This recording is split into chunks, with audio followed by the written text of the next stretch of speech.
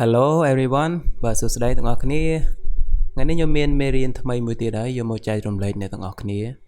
ដែលមេរៀនរបស់យើងថ្ងៃនេះខ្ញុំនឹងបង្កើតជាសំណួរចម្លើយដែលយើងប្រើពាក្យថា favorite បាទ favorite នេះបើយើងប្រែទៅគឺប្រែថាសំណប់ចិត្តដែលចូលចិត្តខ្លាំងបាទឧទាហរណ៍ថា What's your favorite book អញ្ចឹងបានន័យថាអ្វីទៅជាសៀវភៅសំណប់ចិត្តរបស់អ្នកបាទកន្លែងនេះគឺយើងបំពេញនាមយើងបំពេញ noun មួយមកបាទឬក៏ What's your favorite food យ៉ាតើបើសិនជាយើងពេញ food អញ្ចឹងតើនេះយើងបំពេញពាក្យថាម្ហូបអាហារបាទតើអ្វីទៅជាអាហារសំណប់ចិត្តរបស់អ្នកបាទអញ្ចឹងខ្ញុំសូមចូលទៅប្រយោគរបស់យើងតែម្ដងបាទប្រយោគទី1គឺ What's your favorite food What's your favorite food បាទអញ្ចឹងយើងប្រែថាតើអ្វីទៅជាម្ហូបសំណប់ចិត្តរបស់អ្នកបាទឬក៏អ្វីទៅជាម្ហូបសំណប់របស់អ្នកបាទអញ្ចឹងយើងមើលចម្លើយរបស់គេ My favorite food is pizza okay My favorite food is pizza okay អញ្ចឹងម្ហូបសំណប់ចិត្តរបស់ខ្ញុំគឺ pizza បាទ pizza អញ្ចឹងយើងចូលទៅសំណួរបន្ទាប់បាទគេសួរទៀតហើយ What's your favorite color បាទ color នឹងពណ៌ណាបាទ What's your favorite color គេសួរថាតើអ្វីជាពណ៌សំណប់ចិត្តរបស់អ្នកបាទកន្លែងនេះយើងប្រែថាសំណប់ក៏បានសំណប់ចិត្តក៏បានបាទទាំងអស់គ្នាអាចប្រែអញ្ចឹងក៏បានអត់ខុសទេបាទអញ្ចឹងយើងមើលចម្លើយរបស់គេណា Blue is my favorite color yeah Blue is my favorite color បាទ Blue នឹងពណ៌ខៀវណាអញ្ចឹងយើងឆ្លើយថាពណ៌ខៀវគឺជាពណ៌សំណប់ចិត្តរបស់ខ្ញុំបាទបានន័យថាខ្ញុំចូលចិត្តពណ៌ខៀវជាងបាទចូលចិត្តពណ៌ខៀវជាងគេអញ្ចឹងទេបាទសំណួរបន្ទាប់ What's your favorite movie បាទ movie នឹងខ្សែភាពយន្តណាបាទឬក៏រឿងបាទ What's your favorite movie តើអ្វីទៅជាភាពយន្តសំណប់ចិត្តរបស់អ្នកបាទអញ្ចឹងយើងឆ្លើយមក My favorite movie is Avatar My favorite movie is Avatar បាទភាពយន្តសំណប់ចិត្តរបស់ខ្ញុំគឺរឿង Avatar បាទអ្នកនរគ្នាធ្លាប់មើលហើយណារឿង Avatar បាទហើយសំណួរបន្ទាប់គឺ Do you have any pets Do you have any pets ថាតើអ្នកមានសត្វចិញ្ចឹមទេបាទអញ្ចឹងយើងមើលចម្លើយរបស់គេ Yes I have a dog His name is Max Yes I have a dog His name is Max បាទខ្ញុំមានឆ្កែមួយក្បាលបាទ I have a dog ខ្ញុំមានឆ្កែមួយក្បាល His name is Max វាឈ្មោះ Max បាទអញ្ចឹងឆ្កែរបស់ខ្ញុំគឺឈ្មោះ Max ហ្នឹងហើយបន្តមកទៀត favorite ទៀតហើយបាទ What's your favorite kind of music kind of music ប្រភេទនៃតន្ត្រីបាទ kind នឹងប្រភេទ yeah of នៃ music តន្ត្រី kind of music ប្រភេទនៃតន្ត្រីបាទ What's your favorite kind of music តើអ្វីទៅជាប្រភេទតន្ត្រីដែលអ្នកចូលចិត្តបាទយើងមើលចម្លើយគេ I like all kinds of music but my favorite is pop music okay I like all kinds of music យើងប្រែថាខ្ញុំចូលចិត្តតន្ត្រីគ្រប់ប្រភេទ but my favorite is pop music ប៉ុន្តែសំណប់ចិត្តរបស់ខ្ញុំគឺតន្ត្រីសម័យ yeah pop music yeah សំណួរបន្តមកទៀតគឺ what's your favorite TV show TV show គឺកម្មវិធីទូរទស្សន៍បាទ what's your favorite TV show តើកម្មវិធីទូរទស្សន៍ណា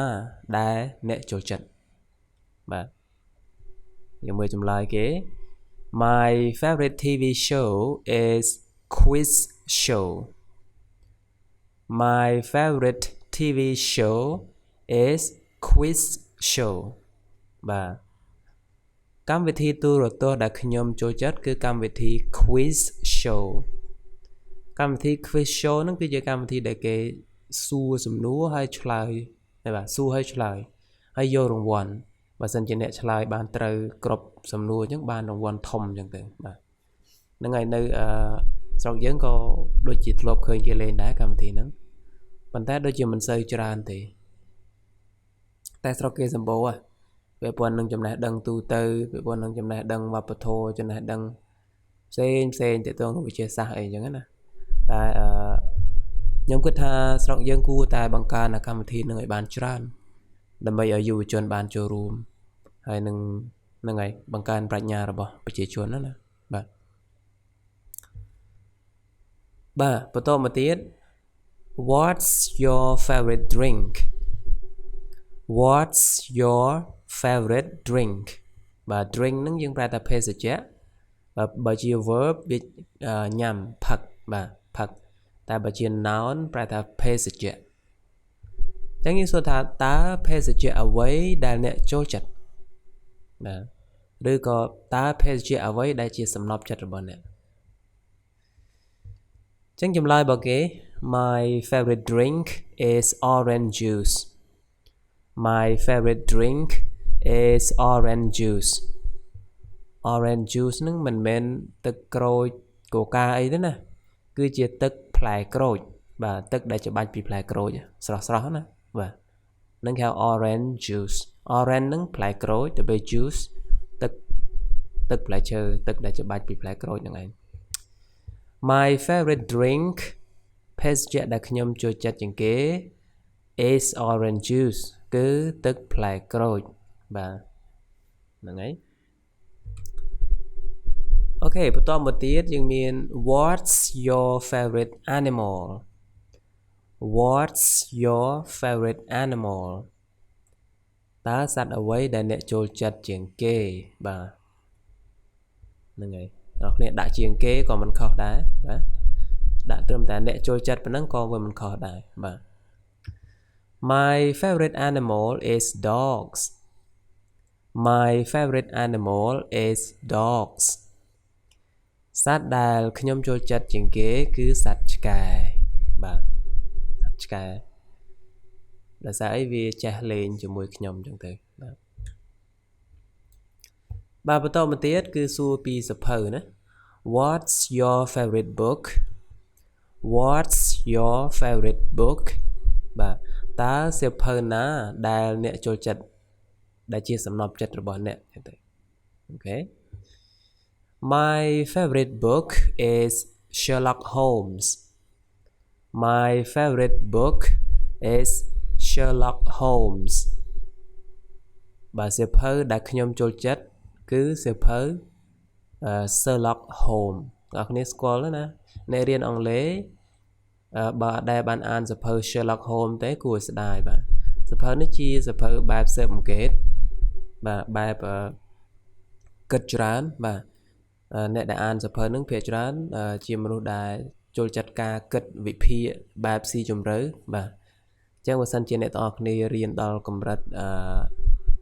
element ឬក៏ pre intermediate ហើយចាប់ផ្ដើមអានសៀវភៅនឹងបដាទៅវាជាសៀវភៅ short story សៀវភៅរឿងខ្លីទេហើយវាមានតាម level តាមកម្រិតណាមានតាំងពី element តាំងពី pre inter រហូតដល់ advanced ឯណោះបាទអញ្ចឹងបើទាំងអស់គ្នាចូលចិត្តការអានជាភាសាអង់គ្លេសគួរតែកុំមើលរំលងសៀវភៅ Sherlock Holmes បាទ it's my personal favorite okay បន្តមកទៀត do you have any siblings បាទនេះអត់ប្រើ favorite ទេអានឹងសំណួរផ្សេងទេទូទៅ Do you have any siblings Sibling បងប្អូនបង្កើតណាបងប្អូនបង្កើតបាទបើ cousins បងប្អូនជីដូនមួយ cousins អានេះ siblings បងប្អូនបង្កើតតើអ្នកមានបងប្អូនបង្កើតទេបាទ Do you have any siblings Yes I have one sister Yes I have one sister បាទខ្ញុំមានបងប្អូនស្រីម្នាក់បាទបើសិនជាគេសរសេរថា sister ហ្នឹងគេយើងអត់ដឹងថាជាបងស្រីឬក៏ជាប្អូនស្រីទេបាទបើសិនជាគេដាក់ថា younger sister ហ្នឹងបានជាប្អូនស្រីបើគេដាក់ older sister បងស្រីអញ្ចឹងទៅប៉ុន្តែបើសិនគេដាក់ត្រឹមតែ sister ហ្នឹងយើងប្រែថាបងប្អូនស្រីអាចជាបងអាចជាប្អូនអញ្ចឹងវាអត់ច្បាស់លាស់ទេបាទហ្នឹងហើយបាទខ្ញុំមានបងប្អូនស្រីម្នាក់បាទសំណួរបន្ទាប់ Do you like to watch sports Do you like to watch sports កីឡាបាទតើអ្នកចូលចិត្តមើលកីឡាទេ Yes I love to watch basketball and football Yes I love to watch basketball and football បាទខ្ញុំចូលចិត្តមើលបាល់បោះ basketball គឺបាល់បោះ football គឺបាល់ទាត់បាទខ្ញុំចូលចិត្តមើលបាល់បោះនិងបាល់ទាត់អូខេ